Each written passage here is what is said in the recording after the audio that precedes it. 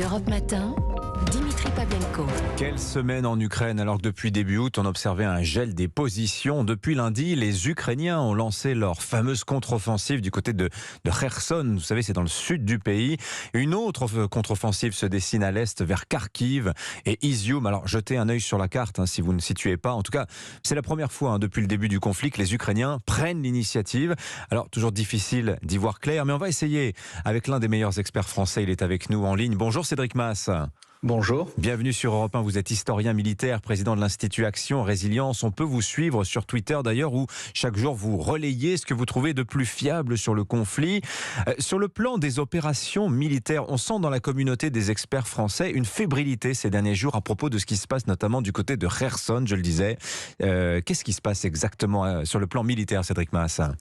Eh bien, cette fébrilité ou cette prudence, elle survient avant tout du fait que nous n'avons que très peu d'informations de la part d'un des deux camps, puisque les Ukrainiens maîtrisent et bloquent complètement, verrouillent complètement leur communication, y compris sur leur succès, ce qui est un petit peu contre-intuitif, puisqu'en général, quand un camp gagne à la guerre, il a tendance à, au contraire, le proclamer partout et en faire la plus grande publicité, voire maximiser et exagérer ses succès et diminuer ou nier ses défaites, ce que font très bien les Russes. Mais côté ukrainien, même les succès, on n'en parle pas. Je vous citerai l'allocution d'hier soir du président Zelensky qui annonce qu'il y a des succès, mais qu'il est encore trop tôt pour citer les villes qui ont été libérées, alors même que nous avons un certain nombre d'informations qui montrent que les succès ukrainiens sont plus importants que ceux qui sont annoncés et qu'on peut imaginer. Alors, comment vous interprétez, vous, ce verrouillage de la communication du côté ukrainien? Est-ce le signe que peut-être le rapport de force est en train de s'inverser dans cette zone de Kherson? Alors, il y a deux choses. Le rapport de force s'est inversé, en effet, dans le secteur de la tête de pont de Kherson comme ailleurs. Mais il y a aussi, en ce qui concerne ce verrouillage de la communication, une utilisation très fine de l'arme informationnelle. Nous sommes aussi dans un conflit, une guerre informationnelle entre deux propagandes. Et ça, ce n'est pas un gros mot que de le dire. En revanche, du côté ukrainien, on cherche à la fois à attirer l'attention et surtout à ne pas donner d'informations. Ne pas donner d'informations à l'ennemi qui s'informe aussi sur les réseaux sociaux ou auprès des médias. Je vous rappelle qu'il y a déjà eu dans l'histoire des opérations militaires où l'ennemi était dans le brouillard complet et c'est un flash de journal diffusé à la BBC qui a donné des informations. Ouais. Je cite notamment l'offensive alliée contre Rommel en novembre 1941. Oui, puis alors là, dans ce conflit, on fait combien de pièces d'artillerie russe ont été perdues parce que quelqu'un s'est pris en photo juste devant, ce qui permettait sa localisation par les forces ukrainiennes. Donc cette diffusion d'informations est extrêmement verrouillée. Ouais. Ça permet aussi d'attirer l'attention sur les succès et de les minimiser pour ne pas donner d'informations à l'ennemi, mais aussi pour, au contraire, que les gens, dans l'absence d'informations, les complètent par des informations qui soient plus importantes. La grande crainte du commandement ukrainien dans cette offensive, c'était d'échouer, et d'échouer trop vite. Imaginez l'effet retour, l'effet balancier de retour si les Ukrainiens avaient lancé une offensive et qu'elle s'était terminée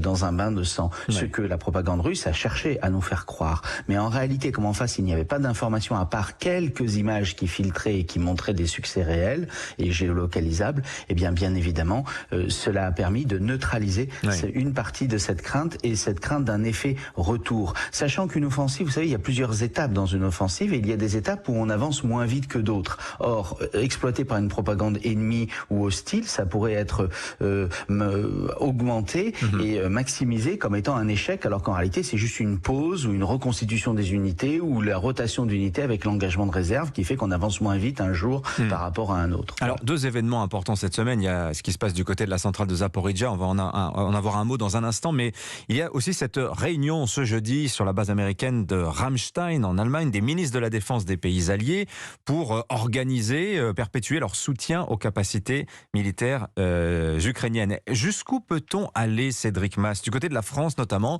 est-ce qu'on a encore des stocks à offrir ou à vendre à Kiev? Alors oui, toutes les forces armées occidentales ne se sont pas dépouillées de leur stock, que ce soit des projectiles, des munitions ou des vecteurs, donc des armes qui peuvent les lancer et les projeter sur l'ennemi. Donc on a encore des aides à produire, mais ce type de réunion est très importante à deux niveaux. Premier niveau, de savoir de quoi l'armée ukrainienne a besoin. Souvenez-vous qu'au début, l'aide, c'était beaucoup de missiles portatifs, Stinger, Javelin. Aujourd'hui, on en parle beaucoup moins, même si les Ukrainiens en ont encore besoin. On parle plutôt de systèmes d'armement plus lourds. Aujourd'hui aussi, les Ukrainiens réclament à tort et à cri des armements anti-aériens parce que l'aviation russe fait le maximum pour essayer de bloquer sa contre-offensive et se déploie avec des pertes d'ailleurs qui sont plus importantes ces derniers jours. Et puis le deuxième point important de ce type de réunion, c'est de montrer le soutien, que le soutien de la communauté internationale ne faiblit pas. C'est important pour nos opinions publiques internationales, mais c'est aussi important pour les Ukrainiens eux-mêmes qui sont très attentifs à ne pas être isolés, à ne pas être seuls, car ils savent que depuis le début, s'ils avaient été abandonnés par la communauté internationale, ils n'auraient pas pu résister avec le succès que l'on peut constater aujourd'hui, même s'il faut rester prudent sur l'avenir. Toute offensive va passer par un point culminant avant de s'arrêter, et donc il en faudra bien d'autres avant que l'intégralité du territoire ukrainien soit libérée de l'invasion russe. Voilà, on lisait dans la presse ces jours-ci que cette guerre en Ukraine, c'est le pire massacre de chars d'assaut depuis la Seconde Guerre mondiale. Et on apprenait aussi par le journal Le Monde hier que si les Russes se fournissent en artillerie, en drone, en Iran, et en Corée du Nord pour l'artillerie, les Ukrainiens, eux, achètent aussi massivement des munitions au Pakistan. Ils cherchent partout dans le monde de quoi s'armer contre les Russes. Alors cela s'explique tout à fait, tout simplement parce que les armes qui sont déployées, la majorité des armes qui sont déployées par les Ukrainiens, comme les armes qui sont déployées par les Russes, sont d'anciennes armes du pacte de Varsovie, qui avaient des calibres qui n'étaient pas compatibles avec les munitions de l'OTAN.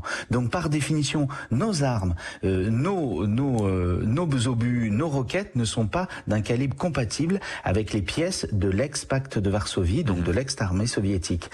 D'ailleurs aussi, nous signalons et nous travaillons avec l'Institut Action Résilience sur ces problèmes de flux et d'approvisionnement de munitions, et nous avons découvert que l'armée chinoise elle-même a pris d'autres calibres qui font que la Chine ne peut pas ravitailler directement en munitions, y compris des munitions de petit calibre, les armes d'origine soviétique. Il ne reste donc que les anciens stocks que l'URSS avait vendus à des tas de pays alliés. Le Pakistan en fait partie, la Corée du Nord et plein d'autres pays. Souvenez-vous de ces stocks de munitions livrés par les ex-pays du bloc de l'Est qui avaient rallié l'Union européenne et qui avaient gardé encore certains stocks, qui ont été les premiers à les offrir. Je pense à la Pologne, à la Slovaquie et à d'autres pays de l'Est, tous les pays baltes notamment, qui avaient encore des stocks de ce type de munitions qui ne sont plus du tout utilisés au sein des armées compatibles avec l'OTAN. Merci Cédric Masse, le temps nous est compté, on n'aura pas le temps de parler de Zaporijia, mais une autre fois probablement. Merci d'avoir été avec nous sur Europe 1. Je rappelle que vous êtes historien militaire et président de l'Institut Action Résilience. Bonne journée à vous, il est 7h20.